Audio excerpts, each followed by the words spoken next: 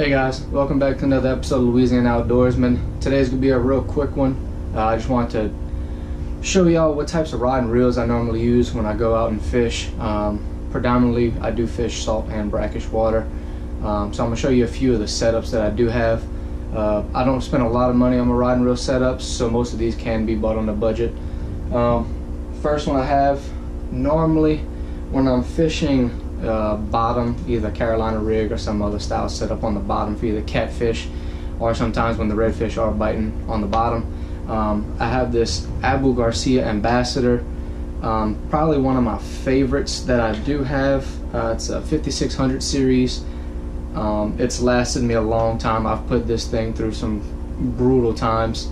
It's actually came as a combo setup, the Garcia Ambassador rod with the Ambassador BCX.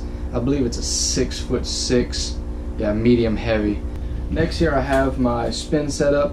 Normally I use this when I'm fishing some type of popping cork, something like that, either when it's heavy wind outside, and everybody knows what happens when you try to cast a popping cork into the wind. It normally never ends good. Normally a bird's nest or a backlash is in the near future for you if you try that. Like I said, I fish this normally with a popping cork, maybe with a foot and a half mono leader to some sort of jig head. If I can show you, normally use about a 3/8 ounce jig head, either red, yellow, sometimes golden eye jig head. The reel on this setup is the Pin Fierce number 2.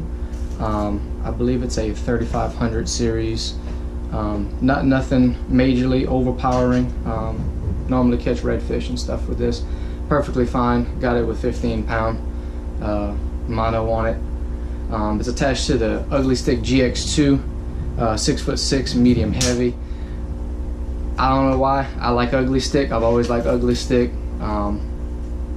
They don't break, basically. Next one I have here is something I normally only use while we're trolling, either marsh grass or some type of structure. It's the H2O Maximum. For some reason, this is probably one of the better H2O baitcaster series on the market that I've found. It's a 7:1 gear ratio. It's a real smooth retrieve on it as well, which is why I like it more than anything, because I mostly fish it with a moving bait, i.e. this what I have on right here, which is the Redfish Magic spinner bait with this Matrix Shad, which I'm going to go over here in a second, of some of the favorite baits that I like to use while I'm on the water as well. This is paired up with a Garcia Blue Max, also 6'6", medium heavy. I like most of my rods medium heavy, mostly because I don't fish a specific species of fish with it, so I like to be prepared for whatever I will or can catch. Like I said earlier, I do fish a lot of moving baits when we do troll, which I'm going to go over today with you. First one I do have is what you've seen on my baitcaster setup. It is the Strike King Redfish Magic spinner bait. It comes with the little gold blade. I recommend gold blades. It just seems to be the favorite of the redfish whenever I do fish for redfish. I take this plastic bait off because I do believe in this next bait I will show y'all. It is tested and proven by me and by others. I'm sure you have fished with it before. It's the Matrix Shad. By far one of the best plastic baits I've ever used for saltwater fishing. I've never used it for freshwater fishing yet, but I would not doubt that you can catch fish as a swim bait just like any other swim bait you would use for bass fishing if you were to freshwater fish it. But like I said, for saltwater fishing, I haven't found a better artificial bait on the market yet. It's just my preferred opinion. This Pink Champagne is what it's called. Redfish tend to like this on a popping cork. I don't know why. I've caught most of my redfish and our fish, period, on a cork with this pink one. Also right here, I do have this Limbo Slice. The green seems to work very well in stained water when fishing for redfish, also on the Redfish Magic spinnerbait that I did show earlier.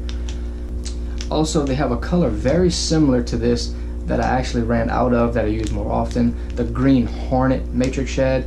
Probably one of the best colors out on the market, besides it probably goes head to head with the pink champagne and one of the better colors of Matrix Shad that I found so far.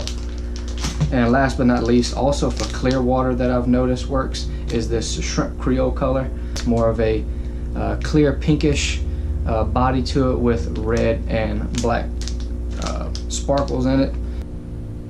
Thank you guys so much for tuning in to another episode of Louisiana Outdoorsman. If you like the videos, if you want to see more videos like this, they're definitely coming soon. Hit the subscribe button, like our videos, and like as always, stay tuned for another episode of Louisiana Outdoorsman.